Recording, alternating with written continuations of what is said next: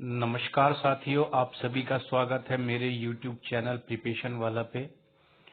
जैसा कि आप सभी को ज्ञात है कि आने वाली परीक्षाओं के लिए आपके इतिहास बहुत ही ज़रूरी है और आरओ एआरओ आने वाली प्रमुख परीक्षाओं में से एक है।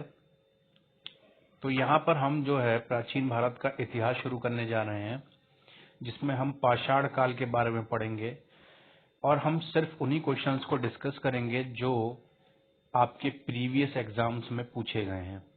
तो चलिए शुरू करते हैं मेरे साथ। प्रश्न कोश की तरफ बढ़ते हैं। पहला सवाल है, रॉबर्ट ब्रूस फुट थे एक। देखिए आपके पास चार ऑप्शन है, इनमें से आपको सिलेक्ट करना है और ये यूपी लोअर सबऑर्डिनेट प्री का 2015 का क्वेश्चन आया हुआ है। इसका आंसर करेंगे आप लोग। इसका आंसर होगा भूगर्भ वैज्ञानिक और पुरातत्वविद, यानी कि रॉबर्ट ब्रूस फुट एक भूगर्भ वैज्ञानिक और पुरातत्वविद थे। आइए देखते हैं थोड़ा डिटेल। एनसाइक्लोपीडिया ब्रिटानिका के अनुसार रॉबर्ट ब्रूस फुट ब्रिटिश भूगर्भ वैज्ञानिक और पुरातत्वविद थे। जियोलॉजिकल सर्वे से संबद्ध रॉबर्ट ब्रूस फुट ने 1863 ईस्वी में भारत में पाषाणकालीन बस्तियों के अन्वेषण की शुरुआत की। अतः स्पष्ट है कि इस प्रश्न का उत्तर विकल्प ए और बी दोनों ही हो सकते हैं। ठीक है, आइए बढ़ते हैं दूसरे क्वेश्चन की तरफ और जानते हैं इसका। तो दूसरा क्वेश्चन है, कोपेनहेगन संग्रहालय की सामग्री से पाषाण, कांस्य और लौह युग का त्रियुगीय विभाजन किया था। ऑप्शन ए थॉमसन ने, ऑप्शन बी लुब्बाक ने, ऑप्शन सी टेलर ने, ऑप्शन डी चाइल्ड ने। आपको आंसर देना है। ये यूपी पीसीएस प्री का है। देखिए ये क्वेश्चन सिर्फ आपके एग्जाम रिलेटेड ही है, जो प्रीवियस एग्जाम्स में पूछे गए हैं और आगे आने वाले एग्जाम्स में आने की पूरी पूरी संभावना है। तो हम सिर्फ उन्हीं क्वेश्चंस को करेंगे जो हमारे लिए बहुत इंपॉर्टेंट है, क्योंकि हमारे पास टाइम बहुत कम है। ठीक है, आंसर करिए। तो इसका आंसर हो जाएगा ऑप्शन ए थॉमसन ने। जी हाँ, आइए देखते हैं इसके बारे में। डेनमार्क के कोपेनहेगन संग्रहालय में 1818 और 1820 में एक आयोग की रिपोर्ट के अनुसार सामग्री के आधार पर पाषाण, कांस्य और लौह युगीन का त्रियुगीय विभाजन क्रिश्चियन जर्गेनसन थॉमसन ने किया था। यद्यपि थॉमसन ने 1836 ईस्वी में इसी वर्गीकरण के अनुसार संग्रहालय की वस्तुओं का विवरण प्रकाशित किया था। ठीक है, तो इसका आंसर हो जाएगा थॉमसन ने। आइए देखते हैं अगला क्वेश्चन। उत्खनित प्रमाणों के अनुसार पशुपालन का प्रारंभ हुआ था। हाँ देखिए, बहुत इंपॉर्टेंट क्वेश्चन है और अक्सर कई एग्जाम्स में पूछा जाता है। तो ऑप्शन ए है निचले पूर्व पाषाण काल में, बी है मध्य पूर्व पाषाण काल में, सी है ऊपरी एवं पाषाण काल में और डी है मध्य पाषाण काल में। इसका आंसर करना है आपको। तो साथियों इसका आंसर हो जाएगा ऑप्शन डी मध्य पाषाण काल में। आइए देखते हैं इसका विवरण। मध्य पाषाण काल के अंतिम चरण में पशुपालन के साक्ष्य प्राप्त होने लगते हैं। ऐसे पशुपालन के साक्ष्य भारत में आदमगढ़, होशंगाबाद मध्य प्रदेश तथा बागोर, भीलवाड़ा राजस्थान से मिले हैं। तो आपको ये भी ध्यान रखना है। आइए देखते हैं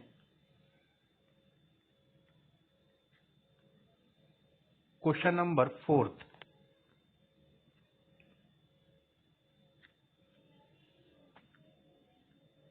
तो क्वेश्चन नंबर 4 है हमारे पास, मध्य पाषाणिक प्रसंग में पशुपालन के प्रमाण जहां मिले वह स्थान है। Option A Langhnaj, option B Birbhanpur, option C Adamgarh, option D Chopani Mando. UP special recruitment का प्री का ये क्वेश्चन है 2008 का। आपको आंसर करना है। तो साथियों हमारा ऑप्शन हो जाएगा ऑप्शन सी आदमगढ़ से। आइए देखते हैं, इसकी व्याख्या वही है जो हमने पिछले क्वेश्चन में की थी। ठीक है, तो आपको याद रखना है, इसका आंसर हो जाएगा आदमगढ़। क्वेश्चन नंबर 5 देखते हैं। निम्नलिखित में से किस स्थल से हड्डी के उपकरण प्राप्त हुए हैं? ऑप्शन ए चोपनी मांडो से, ऑप्शन बी काकोरिया से, ऑप्शन सी महदहा से या ऑप्शन डी सराय नाहर राय से। यूपी पीसीएस मेंस का क्वेश्चन नहीं है, तो इसका आंसर हो जाएगा महदहा से तथा सराय नाहर राय से। आइए विवरण देखते हैं। मध्य पाषाण कालीन महदाह, जो कि उत्तर प्रदेश के प्रतापगढ़ जिले में स्थित है, से बड़ी मात्रा में हड्डी एवं सींग निर्मित उपकरण प्राप्त हुए हैं। जी.आर. शर्मा महदाह में 3 क्षेत्रों का उल्लेख करते हैं, जो झील क्षेत्र, बूचड़खाना संकुल क्षेत्र, कब्रिस्तान निवास क्षेत्र में बटा था। बूचड़खाना संकुल क्षेत्र से ही हड्डी एवं सींग निर्मित उपकरण एवं आभूषण बड़े पैमाने पर पाए गए हैं। सरायनहार राय से भी अल्प मात्रा में हड्डी के उपकरण मिले हैं। ठीक है साथियों, आइए देखते हैं अगला क्वेश्चन। हड्डी से निर्मित आभूषण भारत में मध्य पाषाण काल के संदर्भ में प्राप्त हुए हैं, यानी कि हमने अभी इसको देखा, ऑप्शन ए और बी हो जाएगा। ठीक है, देखिए ये यूपी आरओ मेंस का क्वेश्चन है, तो आपको इसको जरूर नोट डाउन करना है और इन क्वेश्चंस की आने की संभावना काफी हद तक रहती है। ठीक है, 7वां क्वेश्चन मिलेगा। देखिए क्वेश्चन रिपीट हुआ है, अगर आप ध्यान से देखेंगे क्वेश्चन 6 और 7 रिपीटेड है, यानी एक जो आपका यूपी पीसीएस मेंस में पूछा गया, ठीक है, वो आपका 3 साल बाद यूपी आरओ मेंस में पूछा गया है। ठीक है, अगला क्वेश्चन देखते हैं। अगला क्वेश्चन हमारे पास है, एक ही कब्र से 3 मानव कंकाल निकले। बहुत ही इंपॉर्टेंट क्वेश्चन है ये आपके यूपी बेस्ड एग्जामिनेशंस के लिए। तो एक ही कब्र से 3 मानव कंकाल कहां से निकले हैं? सराय नाहर राय से, बी दमदमा से, सी महदाह से, या डी लंगनाथ से। यूपी पीसीएस प्री 2016 में पूछा गया क्वेश्चन है। इसका आंसर हो जाएगा ऑप्शन बी दमदमा से। ठीक है, विवरण देखते हैं। मध्य गंगा घाटी के प्रतापगढ़ जिले में स्थित सराय नाहर राय, महदाह तथा दमदमा का उत्खनन हुआ है। दमदमा में लगातार 5 वर्षों तक किए गए उत्खनन के फलस्वरूप पश्चिमी एवं मध्यवर्ती क्षेत्रों के कुल मिलाकर 41 मानव शवाधान ज्ञात हुए हैं। इन शवाधानों में से 5 शवाधान युग्म शवाधान और 1 शवाधान में 3 मानव कंकाल एक साथ दफनाए हुए मिले हैं। शेष शवाधानों में एक एक कंकाल मिले हैं। आइए देखते हैं अगला क्वेश्चन।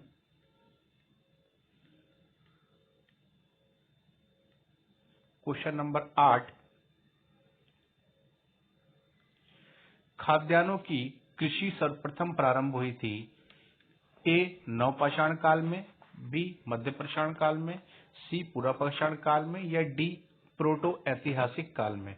यूपी पीसीएस मेंस का क्वेश्चन है, आंसर करना है आपको।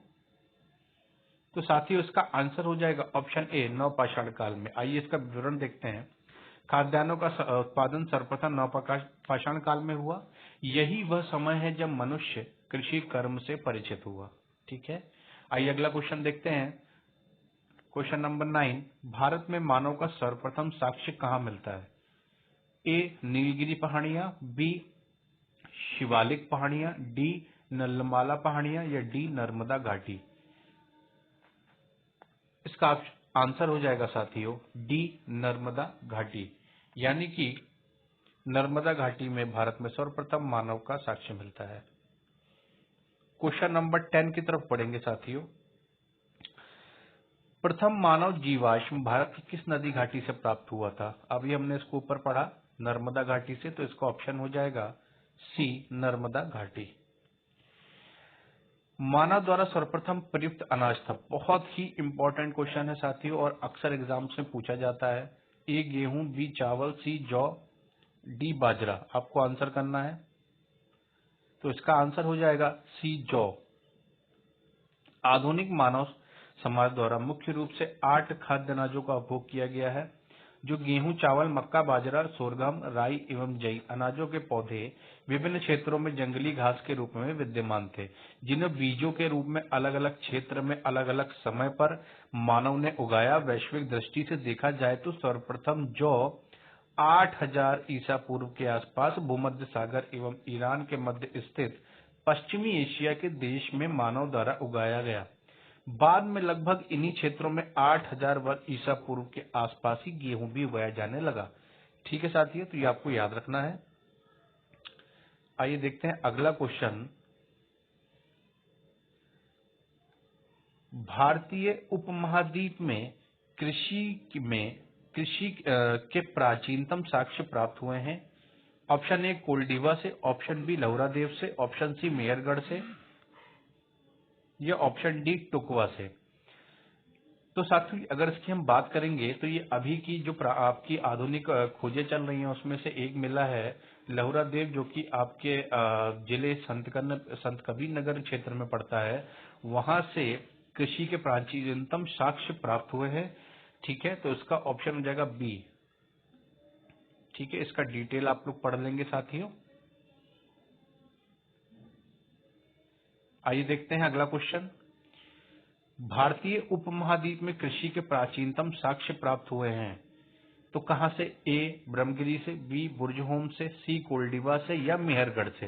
तो साथियों आपको याद रखना है, अगर आपसे पूछा जाएगा कि उपमहाद्वीप में कृषि के प्राचीनतम साक्ष्य प्राप्त हुए हैं तो डी मेहरगढ़ से ये प्राप्त हुए थे, लेकिन अभी के लिए आंसर आपको लहुरा देव ही ध्यान में रखना है। ठीक है,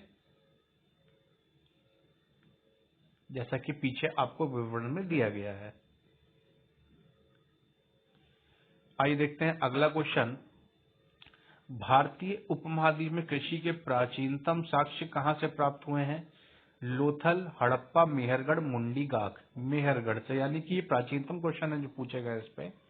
ठीक है, अभी के लिए आपको लहुरा देव आंसर करना है।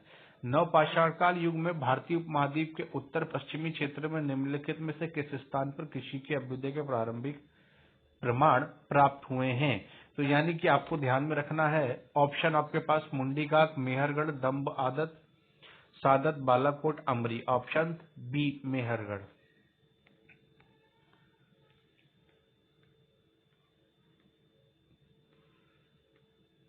आइए देखते हैं अगला क्वेश्चन साथियों। भारत में पशुपालन एवं कृषि के प्राचीनतम साक्ष्य प्राप्त हुए हैं। ए अंजीरा से, बी दम्ब सदात से, सी किली गुल मोहब्बत से या डी मेहरगढ़ से। तो आपका आंसर हो जाएगा मेहरगढ़ से। ठीक है, उस स्थल का नाम बताइए जहां से प्राचीनतम स्थायी जीवन के प्रमाण मिले हैं। यानी स्थायी जीवन की अगर बात करेंगे तो आपका ऑप्शन हो जाएगा डी मेहरगढ़ से। आइए विवरण देखते हैं। दिए गए विकल्पों में प्राचीनतम स्थायी जीवन के प्रमाण सर्वप्रथम बलूचिस्तान के कच्ची मैदान स्थित मेहरगढ़ से मिले हैं, जिसकी प्रामाणिक तिथि 7वीं सहस्राब्दी ईसा पूर्व है, यानी कि 7000 ईसा पूर्व। जबकि गिली गुल मोहम्मद एवं कालीबंगा की प्राचीनतम तिथि क्रमशः 4000 ईसा पूर्व एवं 3500 ईसा पूर्व है। अतः विकल्प डी सही उत्तर है। क्वेश्चन नंबर 18 है, निम्नलिखित में से किन स्थानों से मध्य पाषाण काल में पशुपालन के प्रमाण मिलते हैं? ए औदे, बी बोरी, सी बागौर या डी लखनिया। तो आपका आंसर हो जाएगा सी बागौर से। ठीक है, यानी मध्य पाषाण काल में पूछा गया है तो सी बागौर से। ठीक है, मध्य पाषाण काल से पशुपालन के साक्ष्य प्राप्त होने लगते हैं। पशुपालन के प्रारंभिक साक्ष्य मध्य प्रदेश के होशंगाबाद के निकट आदमगढ़ पुरस्थल और राजस्थान के भीलवाड़ा जिले में स्थित बागौर से मिलते हैं। क्वेश्चन नंबर 19 है, निम्नलिखित में किसको चाल कोलिथिक युग भी कहा गया है? ऑप्शन ए है आपके पास पुरापाषाण, ऑप्शन बी है नवपाषाण, ऑप्शन सी है ताम्रपाषाण युग और ऑप्शन डी है लौह युग। तो इसका ऑप्शन आपके पास आंसर हो जाएगा ऑप्शन सी ताम्रपाषाण युग। ठीक है, ताम्रपाषाण युग को ही चाल कोलिथिक युग कहा जाता है या फिर कैल्कोलिथिक भी कहा जाता है। ठीक है, आइए देखते हैं क्वेश्चन नंबर 20। आहड़ सभ्यता के बारे में निम्न कथनों पर विचार कीजिए। आहड़ वासी तांबा गलाना जानते थे। ये लोग चावल से परिचित नहीं थे। धातु का काम आहड़ वासियों की अर्थव्यवस्था का एक साधन था। यहाँ से काले काले रंग के मृदभांड मिले हैं, जिन पर सामान्यतः सफेद रंग से ज्यामितीय आकृतियां उकेरी गई हैं। तो आपको ऑप्शन इसमें से टिक करना है, कौन सा सही होगा?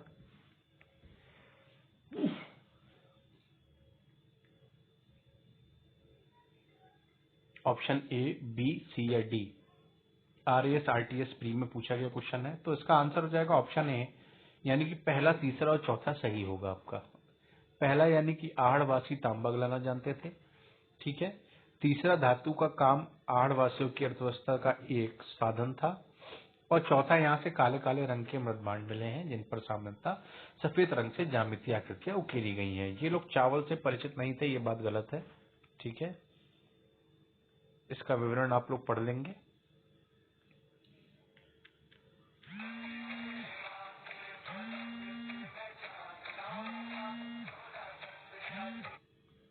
आइए आगे बढ़ते हैं। Question number 21।